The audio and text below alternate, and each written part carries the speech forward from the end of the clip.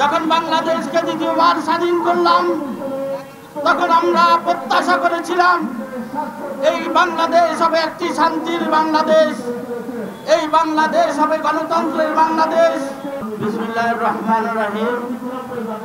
আজকে জিয়াউর রহমান সমাজ কল্যাণ পরিষদ কর্তৃক আয়োজিত এই প্রতিবাদ সভার সম্মানিত সভাপতি জনাব গিয়াসউদ্দিন খোকন,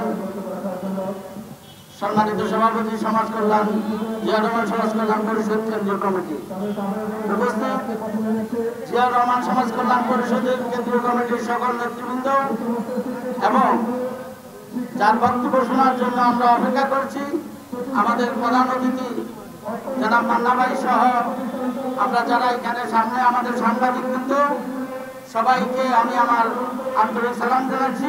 আসসালামু আলাইকুম। বন্ধু ও সাথীগণ, আমরা যে উদ্দেশ্যে আজকে এখানে এসেছি, আমরা দীর্ঘ 17 বছর সংগ্রাম করে এই বাংলাদেশ হবে স্বপ্নের বাংলাদেশ, এই বাংলাদেশ হবে সবুজ বাংলাদেশ।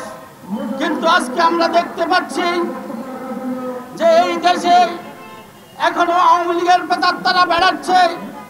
আওয়ামী লীগের প্রেতাত্মারা এখনো বাংলাদেশের আনাচে কানাচে প্রশাসনে সব জায়গায় লুকিয়ে আছে, যার কারণে হঠাৎ করে যুবদল নেতৃবৃন্দকে হত্যা করে আবার প্রমাণ করলো যে দেশের স্বাধীনতাকামী মানুষগুলোকে আবার নির্যাতনের সম্মুখীন হতে হচ্ছে।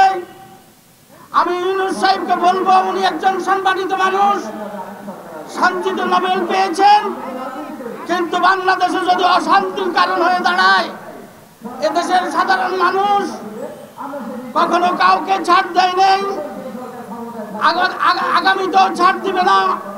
আমরা বিশ্বাস রাখি বাংলাদেশে যাতে গণতন্ত্র প্রতিষ্ঠার জন্য জাতীয়তাবাদী দল বিএনপি দীর্ঘদিন সংগ্রাম করে আসছে।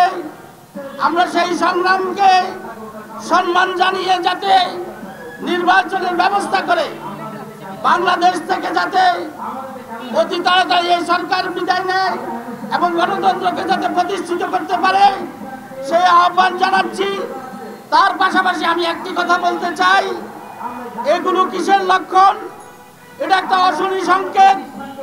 আপনারা অবশ্যই জানেন 1982 সালে এরশাদ সাহেব যখন জরুরি 144 জারি করে, তার আগে ইবদুকের অ্যারেস্ট করেছিল আবুল কাশেম তথা তখনকার যুব প্রতিমন্ত্রীর বাসা থেকে।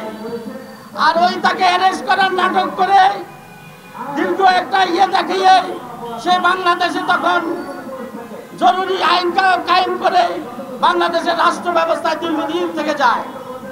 আজকেও সেই অবস্থা দেখতেছি। হঠাৎ করে যুব দলের নেতৃবৃন্দকে হত্যা করে সেই আবার অশনি সংকেত আমরা বুঝতে পারছি। বাংলাদেশে কোনো আবার দ্বিতীয় তৃতীয় পক্ষ কোনো আবার শাসন করার পায় তারা করছে কিনা, তাই সবাইকে সাবধান থাকার জন্য অনুরোধ রেখে আমি আমার বক্তব্য শেষ করছি। বাংলাদেশ জিন্দাবাদ, বাংলাদেশ জাতীয়তাবাদী দল জিন্দাবাদ, জিয়াউর রহমান সমাজ কল্যাণ পরিষদ জিন্দাবাদ, বেগম খালেদা জিয়া জিন্দাবাদ, তারেক রহমান জিন্দাবাদ, শহীদ প্রেসিডেন্ট জিয়াউর রহমান অমর হোক। আপনারা সবাই ভালো থাকেন।